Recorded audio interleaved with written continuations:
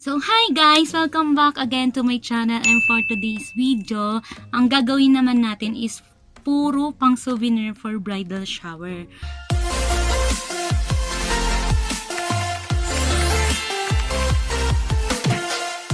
So, ang ating souvenirs ay ang clip and syempre ang ating alcohol bottle. So, maganda na yung klase ng bottle natin kasi nasasabit siya doon sa bag. Eh, syempre, pandemic na yung makakatulong siya sa mga bisita natin at magagamit din nila to palagi.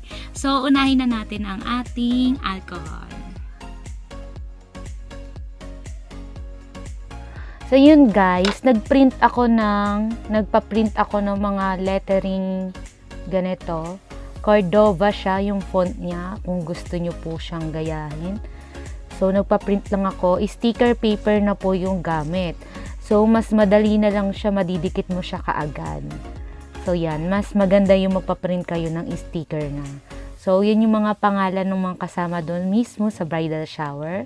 And syempre, yung gunting, di yan pwedeng mawala. Etong ribbon, color red. So, meron din tayong alcohol and refill alcohols. O, diba? Nakalagay sa tubig. Pero alcohol siya, guys. And syempre, ito yung magiging souvenir natin. So, yan. So, since pandemic, kailangan ng mga tao ang alcohol. So, ito yung naisip namin na magandang pang-giveaway. At least, concerned kami sa health nila. O, diba? So, yan. Spray bottle siya.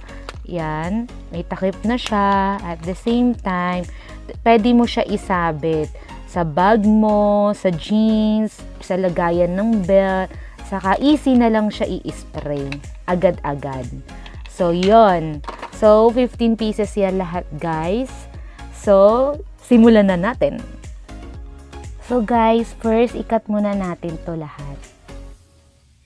So, yan, guys. Nagupit ko na. So, ganyan yung magiging kinalabasan niya. So, guys, ilalagay na natin siya sa bottle. So, ito yung ating bottle.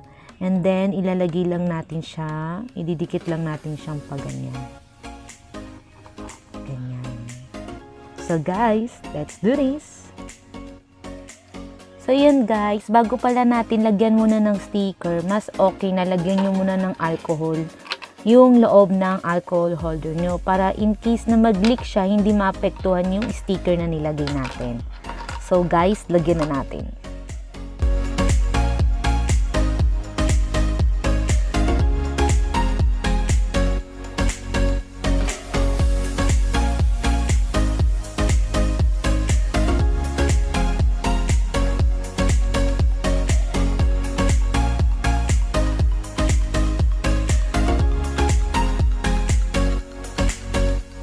After natin malagyan lahat, so sisimulan na natin yung pagdidikit ng sticker. So guys, let's do this!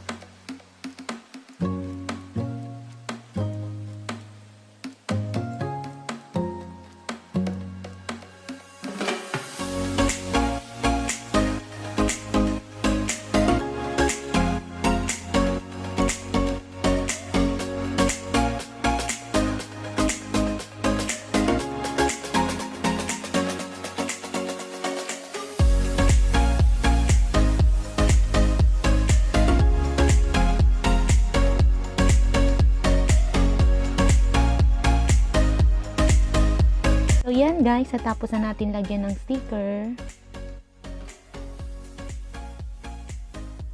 After natin malagyan ng sticker, lalagyan naman na natin siya ng ribbon. So guys, let's go!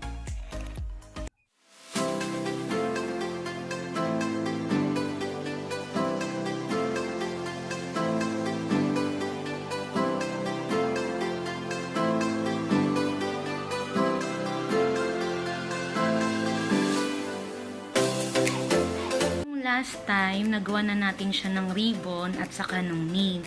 So, ngayon, nakapag-print na ako ng ilalagay natin na card para doon. Yan. Bali yung nag-print yan, yung isa kong kasama na nag-aasikaso rin ng bridal shower, which is si Pao. So, eto, napadala niya na yung mga printed. So, ito gugupitin lang natin and isasama natin siya doon mismo sa ribbon. So guys, papakita ko sa inyo kung paano ko siya gagawin. So guys, let's go!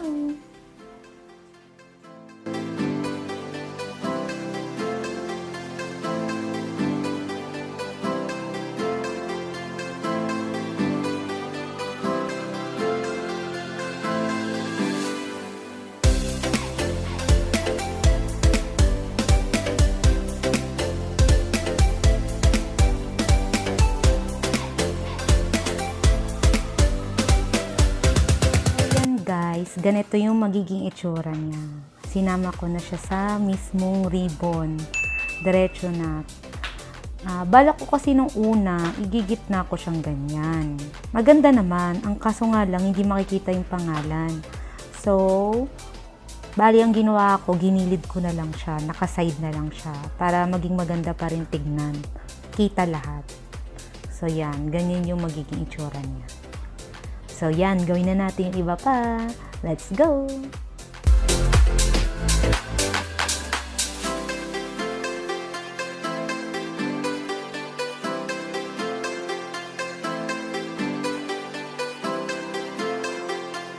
So, next, ang atin namang gagawin ay ang clip.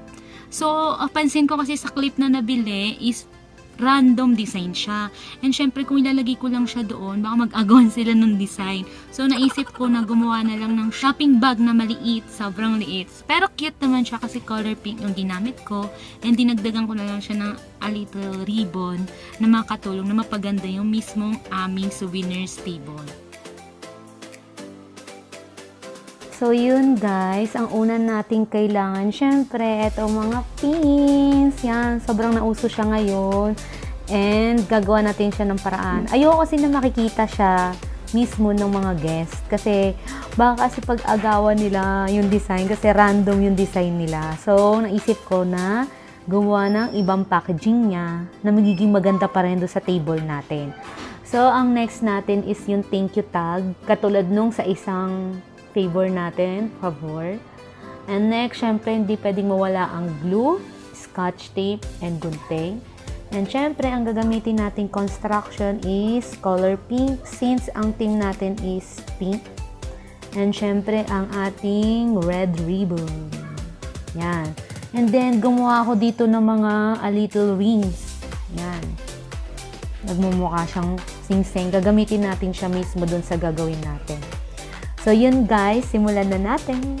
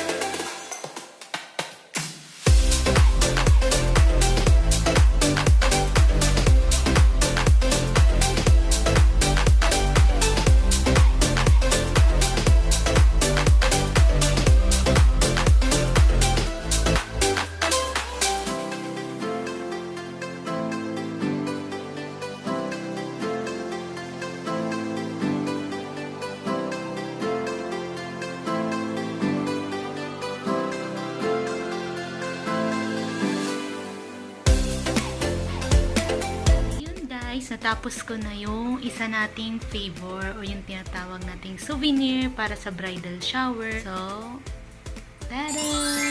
Ganito yung ginawa kong packaging ng ating hair clip. So, meron din siyang tag, red ribbon, and etong sticker na to, mukha ba siyang ring? So, ring yan. So, ganyan yung kinalabasan niya. Kinalabasan niya is small paper bag. So, ito siya guys.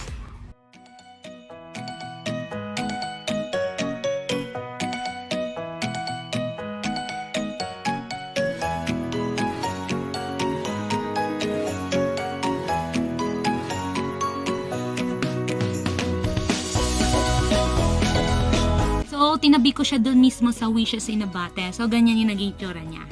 Diba? Nilagyan din namin siya ng frame and syempre, naglagay kami ng bottle. Actually, bottle yan guys kaso ang nalagay namin yung baso lang kasi wala kami mahanap na magandang bottle. Pero maganda naman yung kinalabasan.